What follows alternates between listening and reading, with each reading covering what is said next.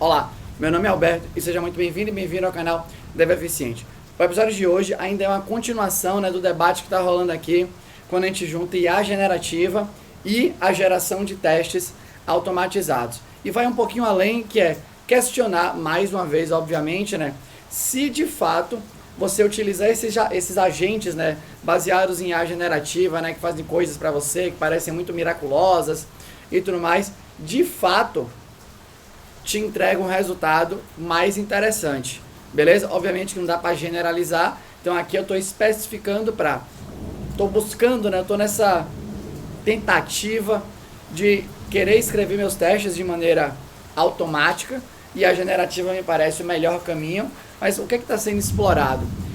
Para dar um mergulhinho nesse assunto aí, para aprofundar um pouco mais, eu trouxe o seguinte artigo, que foi compartilhado comigo pelo meu amigo Gustavo Pinto, ele é um dos principais pesquisadores aí quando a gente fala de engenharia de software do Brasil. E o artigo é Test Wars, a Comparative Study of SBST Symbolic Execution in LLM-Based Approach to Unit Test Generation. Tá caindo uma chuva brutal aqui enquanto eu gravo, eu não tenho estúdio nem nada, então se você estiver ouvindo, eu não tenho muito o que fazer. Então basicamente o artigo testa 3 estratégias de testes, 2 delas já estão na rua há muito tempo, então o Search Based System Test ali, ou Software Test, ou algo do gênero. Então é uma estratégia que já é bem utilizada. Tem uma ferramenta famosa que chama EvoSuite, que tenta gerar os testes de maneira automática, já faz bastante tempo.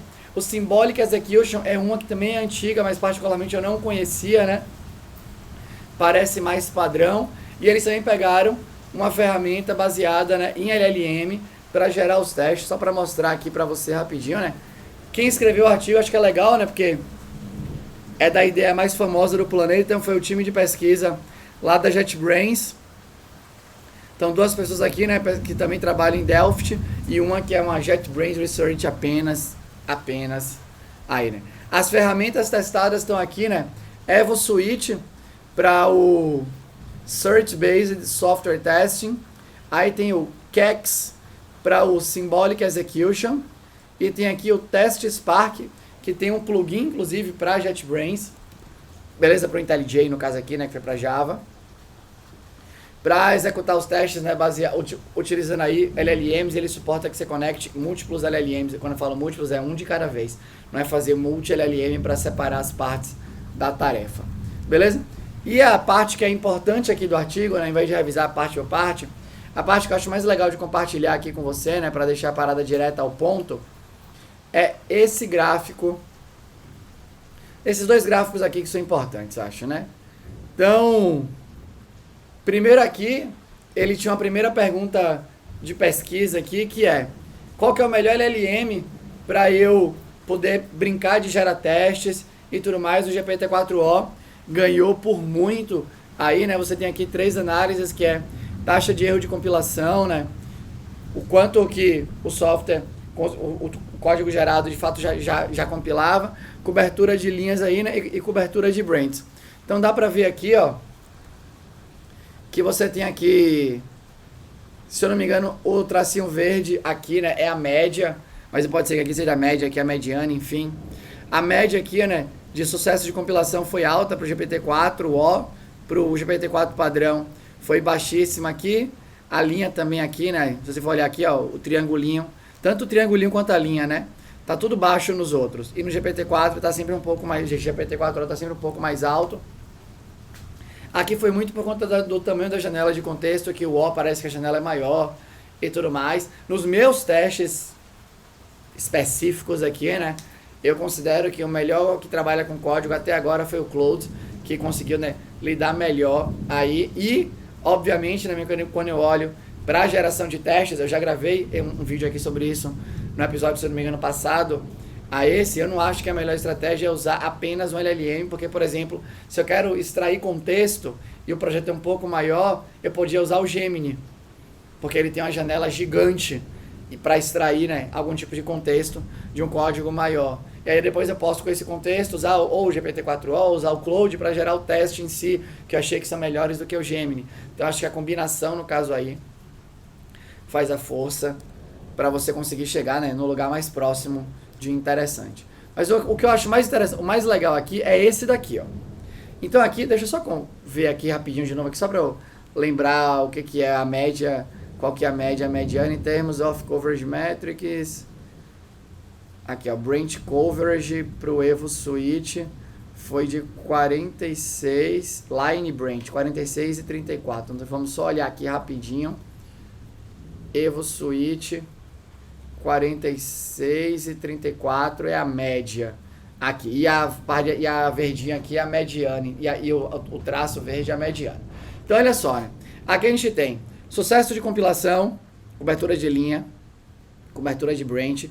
Eles fizeram um score para verificar, né, a geração de mutantes aqui. E aqui você tem, né, o sucesso de reproduzir um bug. Então eles usaram um repositório de bugs para Java, beleza? Está aqui listado no artigo.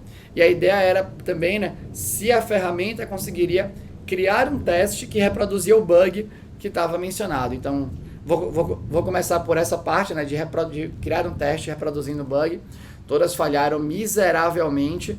E o teste Spark aqui, né, baseado no LLM, foi a que falhou mais miseravelmente de todas aqui, né? O Kex conseguiu aqui, na média, reproduzir aqui, né, sei lá, uns 14, 13%. Aqui no Evo Switch um pouco menos. E o teste Spark 0, beleza? Mas vamos olhar aqui, né, para a taxa de sucesso de compilação. Pode ver, ó, que o Evo Switch aqui teve um sucesso, aqui é o ponto verdinho, né? Sucesso de compilação aqui de 99%, 98%. Já o Kex ficou aqui também 99%, 98%, algo assim. E todos eles, né, teoricamente, de fato, são mais fáceis de gerar um teste que compila, porque eles fazem análise estática do código para tentar entender tudo o que precisa. Tão simples quanto isso. Tão simples, entre aspas, quanto isso.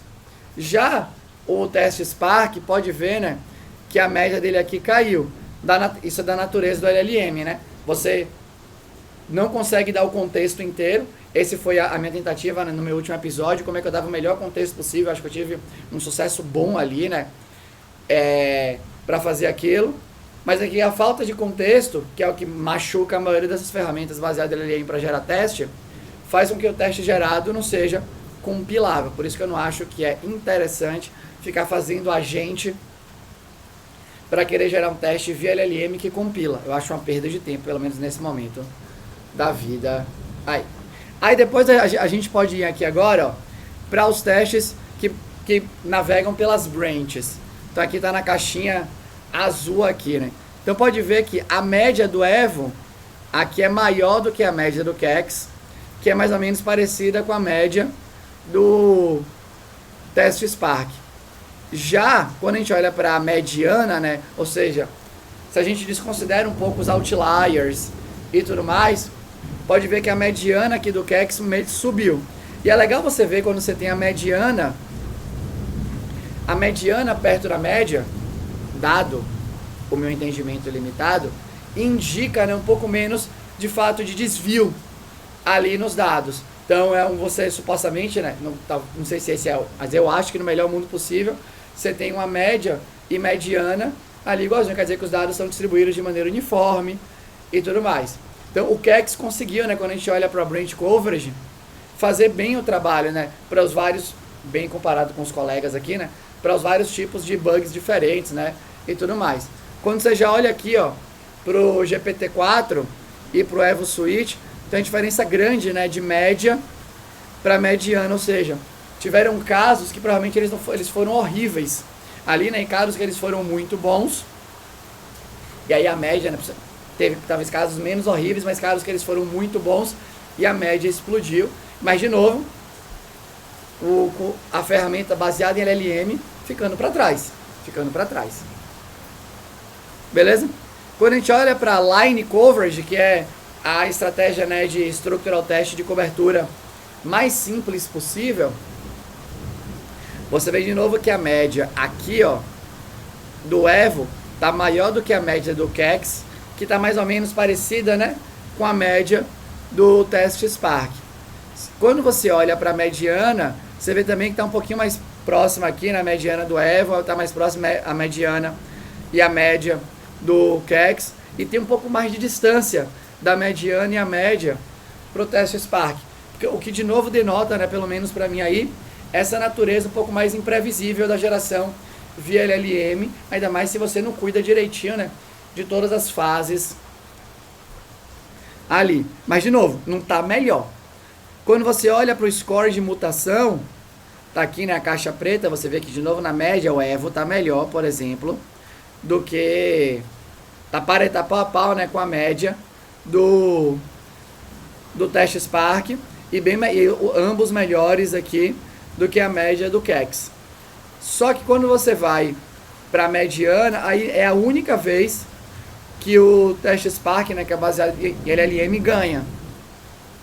Ou seja, né, tirando os outliers e tal, você pega ali, né, supondo uma distribuição mais uniforme, o LLM conseguiu ir melhor em gerar, né, essas variações ali no teste para tentar aumentar a confiabilidade da sua bateria de testes. Mas também assim, né, um itemzinho aqui, beleza, né, consideravelmente melhor se eu pegar, né, que talvez seja 2, 3, aqui tá para 6 e tal, mas baixo quando você considera a parada como um todo. Porque eu quis trazer esse artigo, aí depois você pode ler o artigo inteiro, entender o método que foi utilizado, né, o repositório de código que foi utilizado, os repositórios que foram utilizados, como é que foi feita a análise e tudo mais. Mas por que eu gosto de revisar, né, artigos científicos sobre esses temas que estão muito hypados? Porque a maioria das opiniões que a gente encontra por aí é tudo baseado em observação do seu próprio umbigo, ou no máximo ali, né, de colegas e tal. E quase ninguém fala isso, né, quando tá postando no LinkedIn, tudo, mas não, é impossível, né, você tem que usar os agentes, sempre um agente, né, vai funcionar melhor, os agentes são o futuro e tudo mais. E eu gostaria de dizer, com um tom mais pragmático aqui do canal, né, que a gente tem que ter calma, obviamente. É a tecnologia animal, pô, pra cacete, é animal. Eu acho animal, eu inclusive, né, só admitindo aqui, eu de propósito não estudei, né, não busquei me aprofundar por detrás dos LLMs, porque eu quero que seja mágico para mim. Eu quero ser um excelente usuário, né, utilizar bastante, entender as APIs, mas é a tecnologia que deve ser tão avançada lá por trás, pelo menos para mim, que eu falei, olha, acho que nesse momento eu não vou tentar dar esse passo, acho que vai ser um gasto energético muito grande e tá um pouco fora, né, das áreas que eu considero que eu tenho que ficar cada vez melhor aí. Mas como usuário, eu tô dentro, tô tentando, né, de todas as maneiras, combinando, como vocês já viram, obviamente, aqui no canal. Mas toma cuidado com isso, que tudo é um agente, né, que eu vou deixar o próprio LLM ir se resolvendo, ir buscando nas etapas e tudo mais. Tem coisa que o direcionamento humano ainda é melhor. Então, aonde eu vejo, né, quando a parada é muito certeira assim, beleza, né, você vai, de vez em quando você nem precisa de um agente. Uma sequência de passos definidas, utilizando o LLM para te apoiar, já vai ajudar, né? Eu, na minha vida, até esse momento, eu encontrei poucos casos de agentes. Acho que tem que ser coisas mais complexas. Sei lá, vou pegar o exemplo lá da OpenAI com o plugin que eles vão disponibilizar, né? Eventualmente aí, para a gente poder usar no navegador, que você vai poder falar assim, olha, eu quero que você faça as compras para mim do mês aqui, né, no melhor preço possível. Caramba, é um bagulho mais azedo, né, porque você não sabe de partida qual é o conjunto de mercados que tem. Mas se você soubesse, você já não precisava de um agente. Tem esse conjunto de mercados, esses mercados têm APIs, vamos supor, eu consigo saber o valor das coisas, eu comparo o valor dos meus mercados, eu sei que ali é mais barato.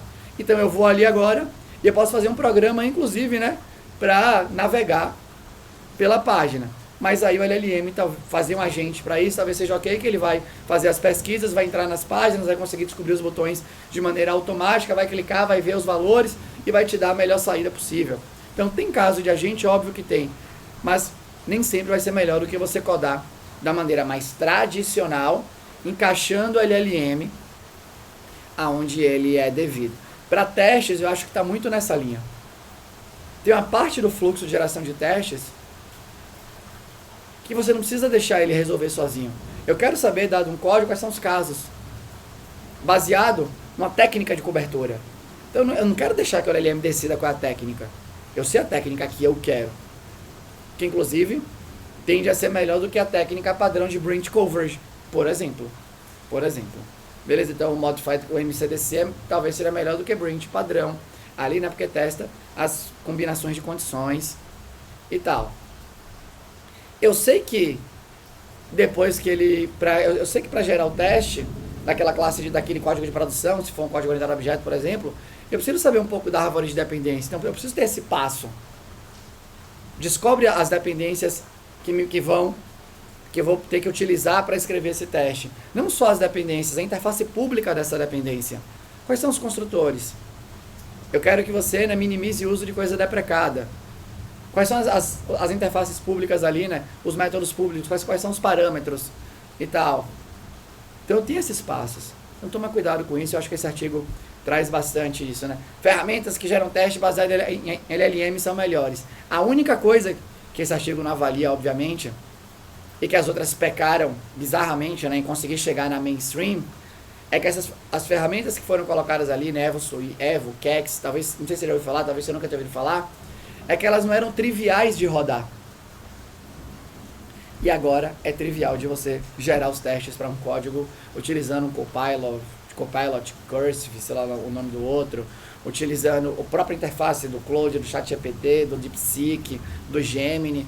Então, ficou acessível utilizar uma tecnologia que automatiza a geração de testes automatizados. Mas a tentativa já vem de longa data, e não é porque a tecnologia é mais acessível que é melhor. Como esse artigo traz um pouco aqui, né, e vários outros que falam de código gerado via LLM de maneira mais geral. Assim, né? Então toma cuidado com isso. Beleza? Mas era isso. Eu queria compartilhar com você, né? Se você gostou, comenta aqui, né? Se você não gostou e tem um comentário construtivo, deixa aqui também. Eu vou ter o maior prazer em responder pra você. Beleza? Era isso. Até a próxima. Tchau.